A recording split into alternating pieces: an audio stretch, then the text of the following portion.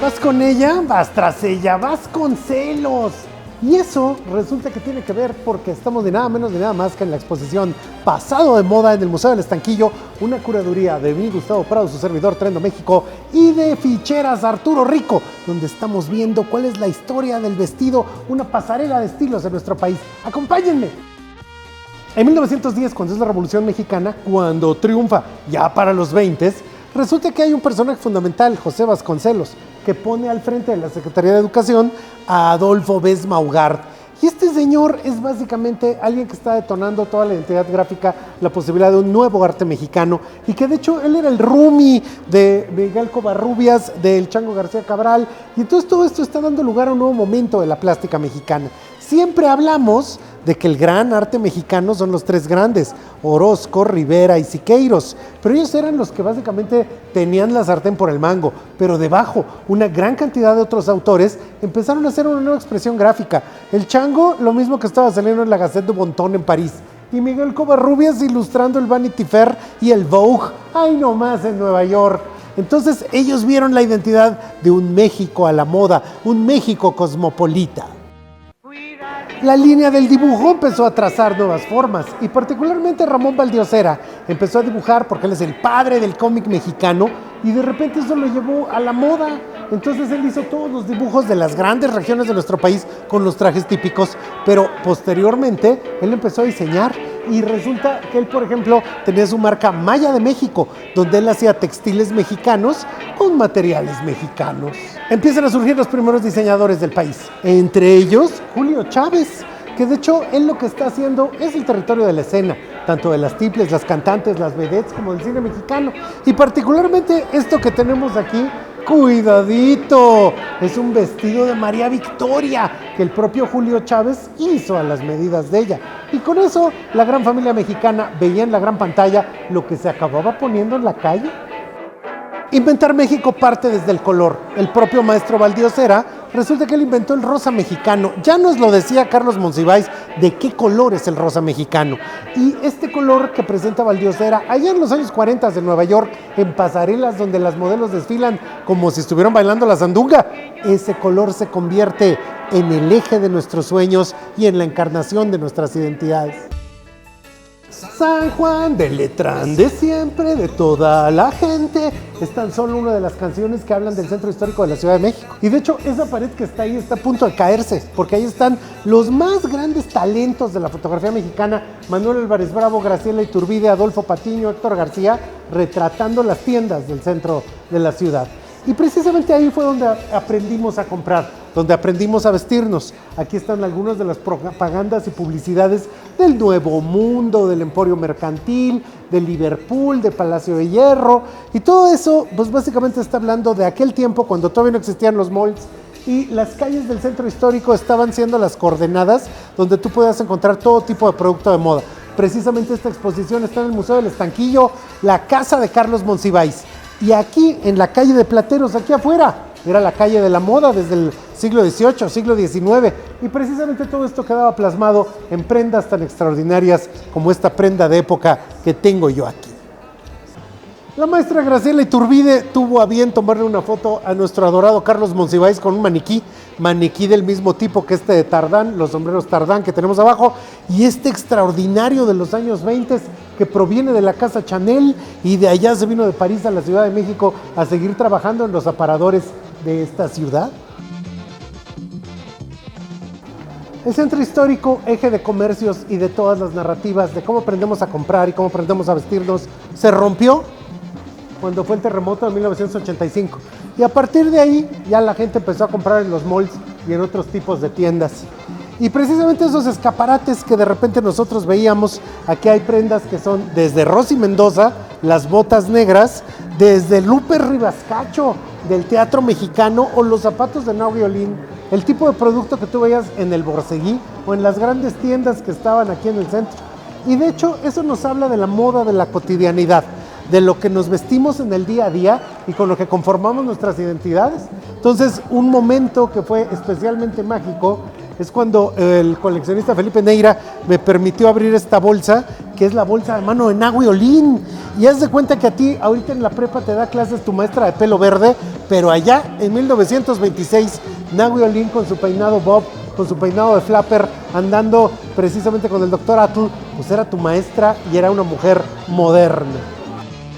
Ahora que dice que hay que estudiar licenciaturas de moda, pero en aquel entonces, en cualquier lugar tú podías conseguir los patrones y con eso es cortar la tela y tú aprender a hacer tu ropa con tu Singer Facilita, que era una de las cosas que todo el mundo tenía y con lo que toda la familia mexicana pues se creaba sus ajuares. De hecho, este que tengo yo aquí es particularmente una prenda de Celanese Mexicana, una empresa de los años 60 y 70 que precisamente hacía los vestidos de Terlenca, que acompañaban las delicias de nuestras abuelas. Lo que tenemos en esa pantalla, ni nada más ni nada menos, es una selección de todos los grandes anuncios clásicos de moda. Y ahí podemos ver en la pantalla cómo fue la pantalla de otras décadas. Póngase a trabajar para limpiar y blanquear.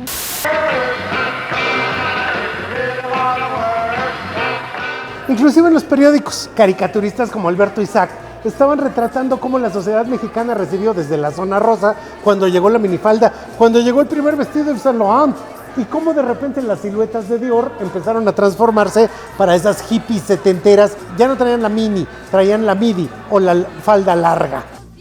Vino primero la línea H, luego vino la línea chemise y luego vino la línea trapecio. ¿Quién podría sospechar que ya en los periódicos en México daban cuenta de la caricatura y el dibujo que se estaban poniendo a las mujeres encima en la silueta, que estaban transformando cómo nos veíamos gracias al maestro Christian Dior? Esta me gusta mucho. Gira, gira, gira, vértigo de oro y alegría, renueva sus flores, la eterna ilusión. En el año 2014, hace 10 años, comenzó el viaje de Mextilo, la memoria de la moda mexicana, que precisamente hoy con esta exposición Pasado de Moda, pues no es que sea precisamente su aniversario, pero pues estamos celebrando ese momento. Y particularmente en este, que es el segundo piso de la exposición, lo que vamos a ver son piezas desde vestidos, anuncios y revistas que dan cuenta de todos esos momentos de los estilos en México. ¡Acompaña!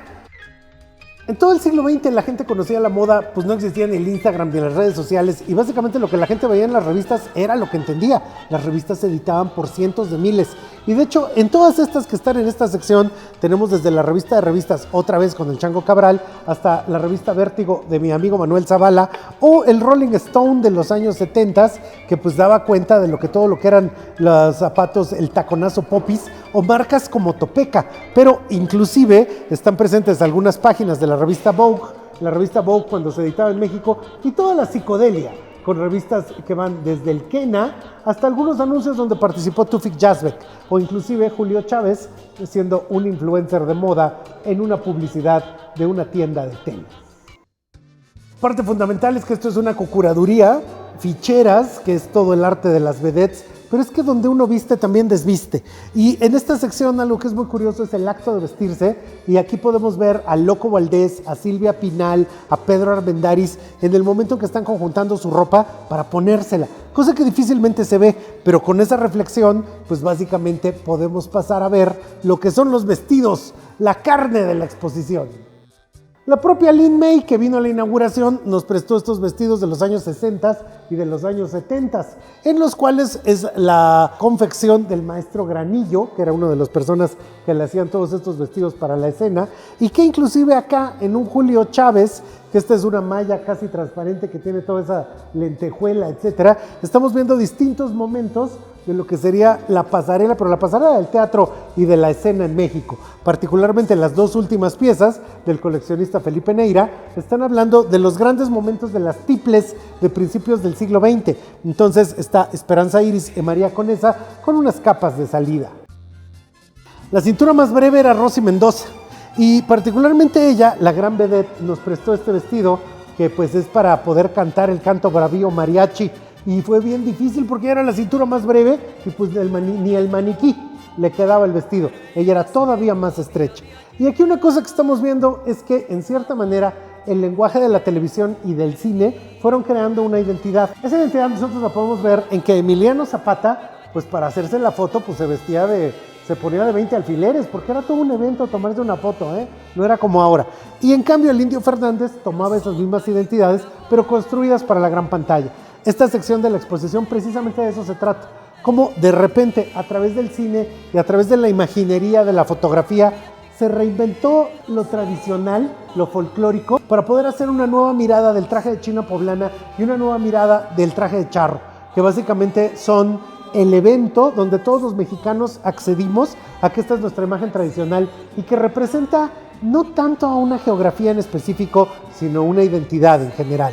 Aquí nos acompaña el libro de Ramón Valdiosera, 3000 años de moda mexicana, que antes de Mextilo, pues este era el mero mero que había hablado, el padre de la moda, había planteado la moda hasta donde él estaba. Él inclusive tuvo una iniciativa de hacer el Museo de la Moda Mexicana en la zona rosa, que no duró tanto, pero pues Ramón Valdiosera es quien por vez primera conjuntó tanto el mundo prehispánico como el mundo de la colonia, el barroco, etcétera, etcétera, y los trajes contemporáneos están unidos a través de su diseño. Imágenes increíbles que puede ser Pedro Armendáriz, Pedro Infante, con este gran sombrero mexicano que fascinaron desde Einstein o a todos los personajes que nos visitaron y que a partir de ellos se pudo crear una nueva identidad en el cine mexicano. Gabriel Figueroa, el Indio Fernández inventaron un México que tal vez no había existido, pero que se volvió tan fascinante que todavía hasta la fecha nos intoxica con el poder de su identidad. La exposición es un evento multimedia, entonces también está acompañada por todo tipo de momentos que recrean a partir del cine mexicano el acto de vestir y la esencia de la moda en nuestro país. La creación de identidades uno cree que es ahorita cuando está pasando, pero éjele que siempre está. Entonces, dentro de los archivos de Carlos Monsiváis, aquí mismo había una reflexión que ya en los años 60 decían, híjole, con la moda ya no sé qué es, ya no sé quién es hombre, quién es mujer, y porque básicamente cada quien se vestía como se quería vestir, cada quien podía asumir el género que quisiera. Entonces aquí, por ejemplo, hay unos personajes que los atrapaban y en la fotografía de nota roja, esto es para la revista Alarma o para que te llevaran a la cárcel de plano, pues tomaban una actitud coqueta para verse lo mejor posible en la portada que iban a tener de revista. Sabían que iban a estar en los grandes puestos de periódicos. Entonces, esto es bien interesante porque muchas veces pensamos que las identidades es un tema de ahora, cuando fueron un tema de siempre. Y precisamente aquí, una cosa que también toca la exposición es que la identidad del punk hubo punk mexicano, la identidad del hippie hubo hippie mexicano. Aquí siempre hubo una versión nuestra de todas las identidades que están allá afuera. En la exposición Pasado de Moda no estamos viendo que la gran moda de los vestidos de noche, que de los autores, que de las pasarelas. Estamos viendo cuál es la esencia del estilo mexicano. Y ese estilo tú también lo tienes desde tu delegación, desde tu ciudad, desde tu pueblo. Tú puedes tener la identidad que tú quieras porque gracias a eso es que en el siglo XXI estamos construyendo quiénes somos. Si fuéramos a 1924, México había sufrido una revolución y estaba buscando cómo construir su identidad. Si estamos en 2024, México ha sufrido una revolución y estamos a la búsqueda de construir nuestra identidad. Ven a Pasado de Moda en el Museo del Estanquillo, una curaduría de Gustavo Prado y de Arturo Rico, que va a estar aquí en el museo hasta enero del año 2025 y que vas a poder seguir consultando después, si es que estás viendo este video, a través de todas nuestras redes. ¡Adiós!